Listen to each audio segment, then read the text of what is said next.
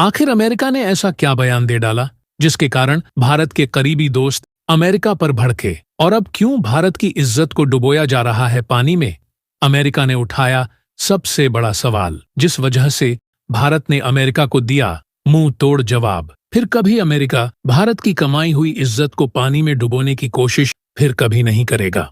कुछ देशों ने तो इशारों इशारों में यहां तक कि यह कह दिया कि गोली किसी और को लगनी चाहिए थी, लेकिन एक अच्छे इंसान को लग गई। अब तक तो आप समझ गए होंगे कि यह देश किसके बारे में बात कर रहे हैं। दरअसल भारत की ब्रह्मोस मिसाइल एकदम यूजलेस है। इसे लेना बहुत ही ज्यादा बेकार फैसला होगा और इससे आप दुनिया में कुछ भी नहीं उखाड़ पाएंगे, ना ही आप अपनी सिक्योरिटी इंश्योर कर पाएंगे। यह बात मैं नहीं कह रहा हूं, यह बात कही है अमेरिका के टॉप सिक्योरिटी एनालिस्ट ने, और यह इंडियन ब्रह्मोस मिसाइल के बारे में दिया गया। और दोस्तों, यह अब तक का सबसे बड़ा बयान भी माना जा रहा है।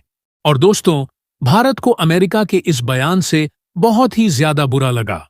और जब यह बयान रूस तक पहुंचा तो फिर रूस ने भी अपना गुस्सा जताया और कहा भारत को इन घटिया देशों के साथ रिश्ते नहीं रखने चाहिए। फिर भारत ने इस पर रिएक्ट किया और बोला कि अगर हम इनसे रिश्ते रखते तो यह पीठ पीछे बोलते। वैसे भी हमने अभी तक इनके साथ कोई रिश्ते नहीं रखे हैं और ना कभी आगे जाके रखेंगे, चाहे यह पीठ पीछे वार ही क्यों ना करें।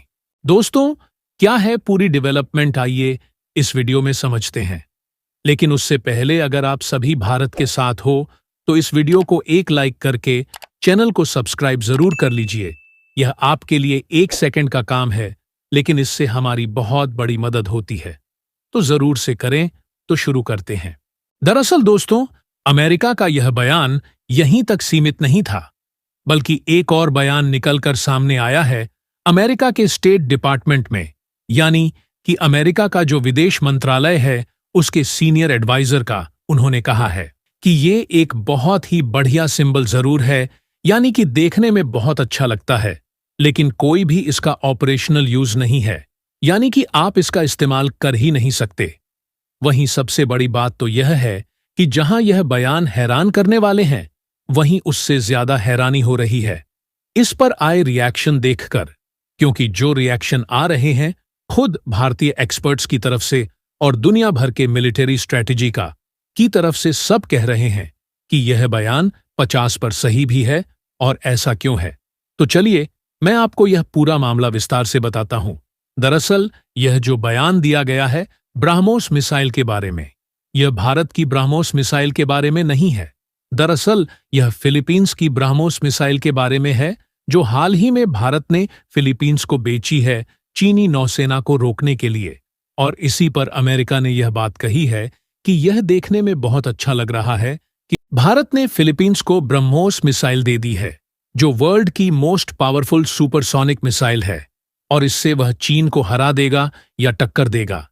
लेकिन ये असल में सिर्फ एक दिखावटी कदम है, इससे कुछ भी फायदा फिलीपींस को नहीं मिलेगा। इसका वह असल में इस्तेमाल ही नहीं कर पाएगा।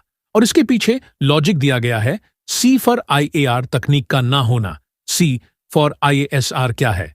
दरअसल अमेरिका इसमें 2 टर्म जोड़ता है। पहला है C4। क्या है? C4 कमांड कंट्रोल कम्युनिकेशन और कंप्यूटर्स। इन चारों शब्दों के शुरुआती 4 C को जोड़कर बनता है C4। दूसरा शब्द है IASR, यानी कि इंटेलिजेंस, सर्वेलेंस और रिकॉनसेंस, और इन तीनों को मिलाकर बनता है IASR। और इसीलिए पूरा कहा जाता है इसे C4 IAR। अमेरिका का मानना है कि फिलीपींस के पास ये C4 IASR नहीं है।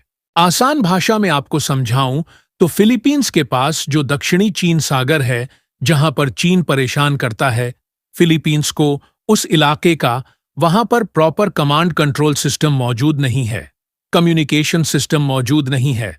फिलीपींस की नौसेना के पास ऐसे कंप्यूटर्स नहीं हैं जिनसे कि वह चीन को काउंटर कर सके। इसके अलावा जो इंटेलिजेंस चाहिए होती है कि दक्षिण चीन सागर में चीन की नौसेना कहां आती है, कहां वो ज्यादा एक्टिव रहती है, इसकी भी खुफिया जानकारी उन्हें नहीं है।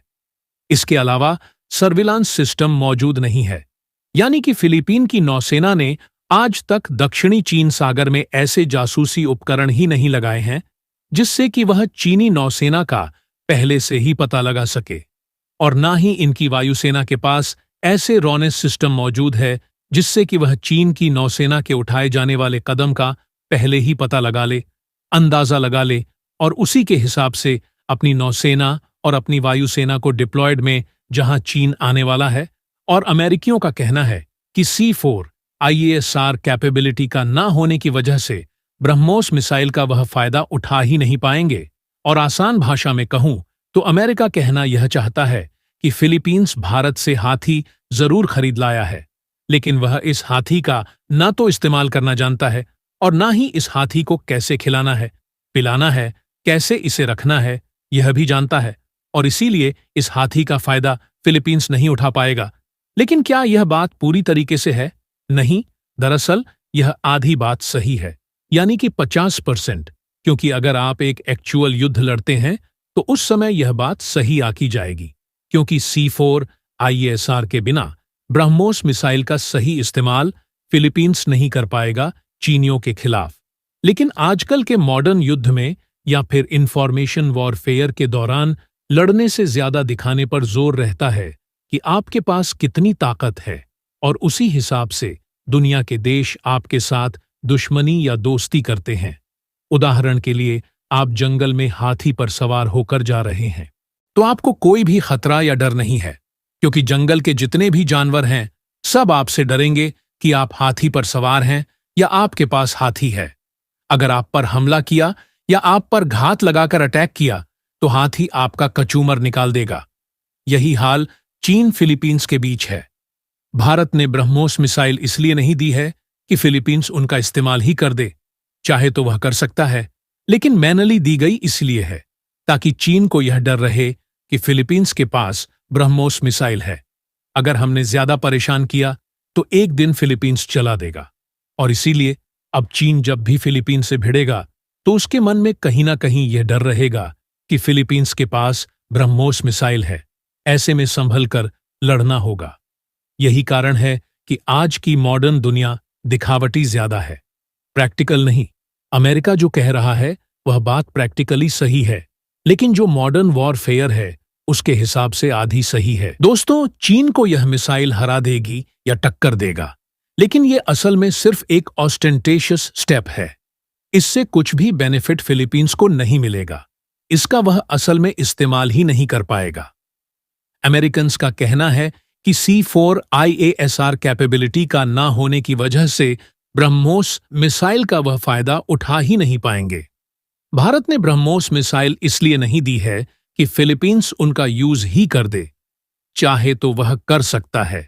अगर दोस्तों आप सभी ने इस वीडियो को यहां तक वॉच किया है तो इस वीडियो के कमेंट बॉक्स में यह स्क्रीन पर जो रेड दिल दिख रहा है ना, उसको आप कमेंट बॉक्स से भर दो।